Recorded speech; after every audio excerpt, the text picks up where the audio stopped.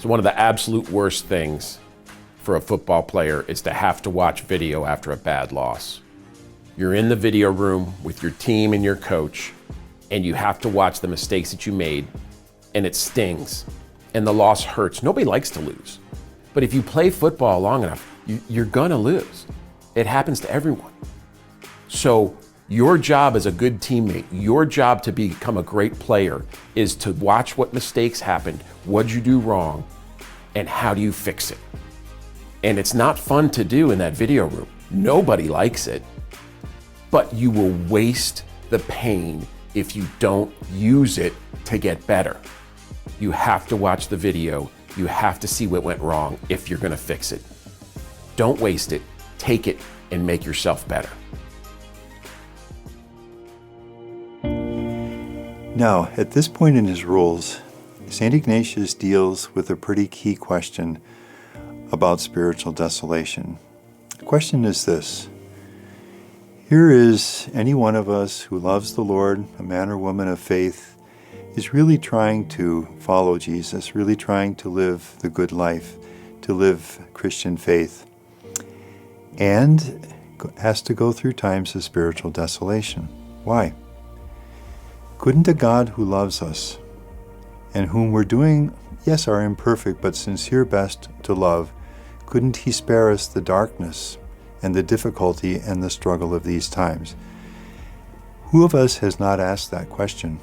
It's a real question, it's an important question. Ignatius knows it, and so he deals with this in his Rule 9. And basically what he does is to suggest 3 different reasons why a God who loves us may permit us to go through the trial of spiritual desolation. You know, you've just made a retreat, you've had a wonderful experience with the youth group. Prayer has been alive in the last weeks. You feel a whole new energy in your spiritual life, and then the bottom drops out of it. And now there's darkness, and God feels far away, and you don't even feel like you want to pray. And you wonder, why does it have to be this way? Couldn't God spare us this? So that's what Ignatius is dealing with. And what he's going to say is that God permits us to go through times of spiritual desolation precisely because he loves us. Because if we go through the spiritual desolation well, all the things Ignatius is saying, be aware, understand, take action, in this case to reject it. If we're working to resist and reject the desolation, then some very beautiful fruits will come into our spiritual life. Now, obviously, if we just give in to the spiritual desolation, it's simply going to harm us, which is the enemy's purpose. But if we're aware of it, we understand that it's the enemy's discouraging lies, and we work to reject it, then very beautiful things happen in our spiritual lives. So a first reason is that if we grow negligent in one area or another of the spiritual life, then God can permit spiritual desolation as a very healthy wake-up call for us. So for example, if we take our young woman who prays for 15 minutes after supper and before she begins her studies or activities of the evening, and let's say that she goes through, maybe it's an exam period, she's not feeling well during that time, things get pressured in all kinds of ways. You know how life does sometimes. Everything just kind of goes topsy-turvy for a while. And without making a conscious choice even of it, those 15 minutes have just sort of gone by the board. And a few weeks later, she's walking back from class or just walking up the drive to her home, and something clicks. Lord, I don't feel you as close in the way I did before and that I've grown to love. And then it dawns on her, that 15 minutes has slipped. And she finds herself saying, I'm starting again this evening. So this is a first reason why God may permit times of spiritual desolation, because desolation can just alert us to areas that may have slipped in the spiritual life, and we can reintegrate those into growth toward God. Basically what it's saying is God loves us too much simply to allow us to slip away, to allow areas in our lives simply to be apart from him.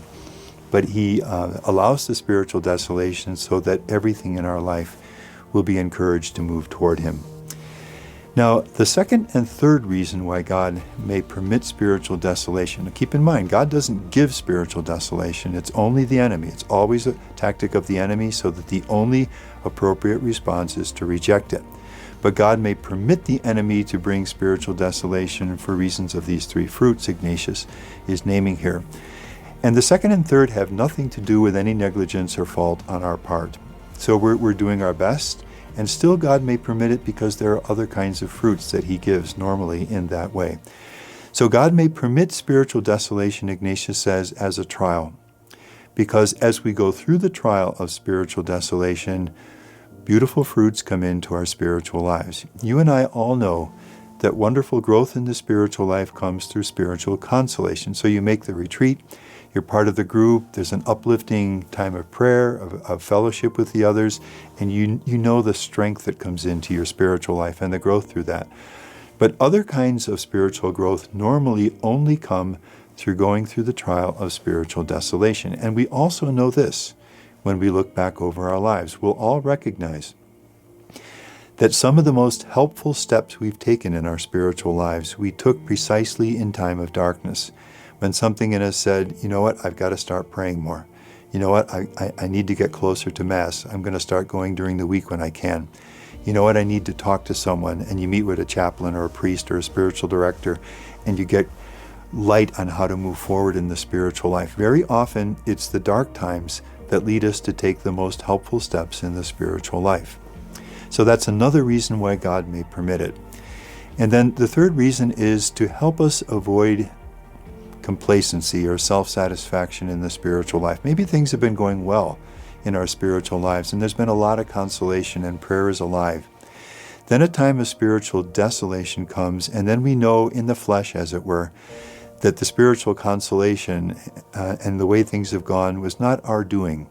It was God's gift to us, and that roots us in this beautiful biblical space of humility. Like Mary, whose heart thrills with joy when she says that God has done great things in me because he's looked upon the lowliness of his handmaid. Or Jesus, who says of himself, learn of me, for I am gentle and humble of heart. We all love people who are humble in this way. Humility is a very rich spiritual space, and the experience of spiritual desolation can help root us in that space, which is, Ignatius says, the space which draws every other grace of God upon us. So, let's look at the text now of Rule 9. Why does a God who loves us allow us to experience spiritual desolation? Firstly, to help us see changes we need to make. Ignatius, in commenting on a time when he saw faults in himself, he wrote that God permitted him to lose spiritual consolation and to struggle more in this way. God, he says, who loves me more than I love myself, which is a beautiful thing. Who of us would ever want spiritual desolation? Of course we don't want it.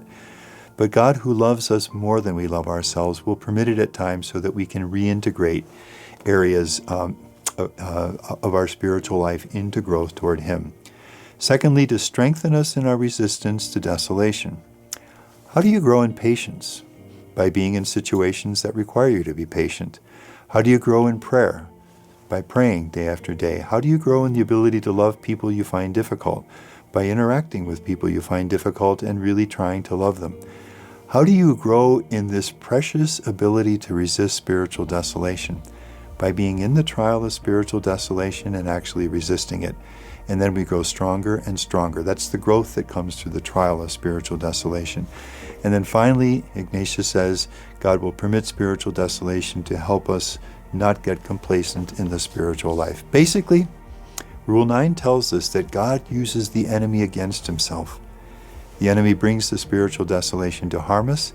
God permits it because if we are discerning, if we reject it, we're going to grow in wonderful ways in the spiritual life, toward the spiritual freedom to which we're called.